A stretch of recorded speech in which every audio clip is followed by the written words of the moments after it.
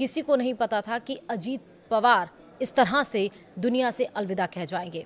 सवाल लेकिन ये है कि प्लेन क्रैश में 5 लोग मरे, सब कुछ जब जलकर खाक हो गया तो फिर अजीत पवार के शव की पहचान आखिरकार हुई कैसे? नमस्कार, आप देख रहे हैं न्यूज़ 18 का डिजिटल प्लेटफॉर्म। मैं हूं आपके साथ श्रुति श्रीवास्तव। महाराष्ट्र के डिप्टी सीएम अजीत पवार अब नहीं रहे। उप मुख्यमंत्री और एनसीपी नेता अजीत पवार का प्लेन बुधवार को क्रैश हो गया। इस प्लेन क्रैश में उनकी जान चली गई। बारामती में हुए इस प्लेन क्रैश में अजीत पवार के साथ अन्य 4 लोगों की भी मौत हो गई है। यह विमान हादसा तब हुआ जब प्लेन बारामती में लैंडिंग को तैयार था। हादसा इतना भयंकर था कि कई धमाके हुए। प्लेन पूरी तरह से जलकर राख हो गया। सभी शव बुरी तरह से जल चुके थे। ऐसे में सवाल है कि आखिर अजीत पवार के शव की पहचान कैसे हुई? क्यों डीएनटी टेस्ट की नौबत नहीं आई? जी हां, अधिकारियों ने बताया कि उनकी पहचान उनकी कलाई की घड़ी से हुई। यह घड़ी ही उनकी आखिरी पहचान बनी। दरअसल अजीत पवार आज यानी बुधवार सुबह बारामती जा रहे थे। प्लेन मुंबई के छत्रपति शिवाजी महाराज इंटरनेशनल एयरपोर्ट से बारामती के लिए जा रहा था, और यह एक चार्टर फ्लाइट थी। लियर जेट 45XR मॉडल का। बारामती पूरे जिले में है और अजीत पवार का गृह क्षेत्र भी है। बारामती में प्लेन का लैंडिंग होना था, तभी लैंडिंग के समय प्लेन कंट्रोल से बाहर हो गया और क्रैश होकर आग लग गई। प्लेन में अजीत पवार के अलावा पायलट, को पायलट और 2 अन्य लोग सवार थे। सभी की मौके पर ही मौत हो गई।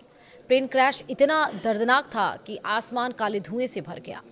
4 से 5 धमाके हुए। चश्मदीदों के मुताबिक क्रैश इतना भयानक था कि प्लेन पूरी तरह से खाक हो गया। शव इतने जल चुके थे कि पहचानना मुश्किल था। अधिकारियों ने डीएनए टेस्ट के लिए रिश्तेदारों से सैंपल मांगे, मगर घड़ी के कारण इसकी नौबत नहीं आई। जी हां, अजीत पवार की पहचान सबसे पहले उनकी घड़ी से हुई। यह एक स्पेशल वॉच थी जो उनके साथ हमेशा रहती थी। एक आई विटनेस यानी चश्मदीद ने बताया कि शव की पहचान नहीं हो पा रही थी। सब कुछ जल चुका था। 5 लोग इसमें जिंदा जले थे। फिर एक घड़ी मिली जिससे पता चला कि यह अजीत पवार का शव है। अजीत पवार 66 साल के थे। वह एनसीपी के बड़े नेता थे और शरद पवार के भतीजे। महाराष्ट्र सरकार में डिप्टी सीएम थे। फिलहाल हादसे की वजह अभी जांच में है। डीजीसीए ने जांच शुरू कर दी है। मौसम खराब होना, तकनीकी खराबी या पायलट की गलती हो सकती है। फिलहाल ब्लैक बॉक्स की तलाश हो रही है और इस हादसे से राजनीति में शोक की लहर है। मुख्यमंत्री देवेंद्र फडणवीस ने जांच के आदेश दिए हैं। एनसीपी कार्यकर्ता अस्पताल के बाहर जमा है। बताया जा रहा है कि बारामती में ही अजीत पवार का अंतिम संस्कार किया जाएगा। महाराष्ट्र के उप मुख्यमंत्री और एनसीपी प्रमुख अजीत पवार के निधन पर पूरे राज्य में 3 दिन का राजकीय शोक घोषित किया गया। 28 से 30 जनवरी तक सभी सरकारी कार्यालय और राजकीय कामकाज बंद रहेंगे और झंडा आधा झुका रहेगा।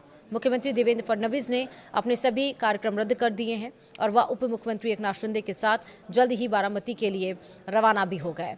मुख्यमंत्री ने मीडिया से बातचीत में कहा कि अजीत दादा एक ऐसे नेता थे जो हमेशा जमीन से जुड़े रहे और जनता के बीच अपनी सादगी और मेहनत से लोकप्रिय थे। उनका असामयिक निधन एक अपूरणीय क्षति है। मुख्यमंत्री ने बताया कि उनके लिए व्यक्तिगत रूप से यह एक बहुत बड़ा नुकसान है, क्योंकि वह एक दमदार और दिलदार मित्र थे।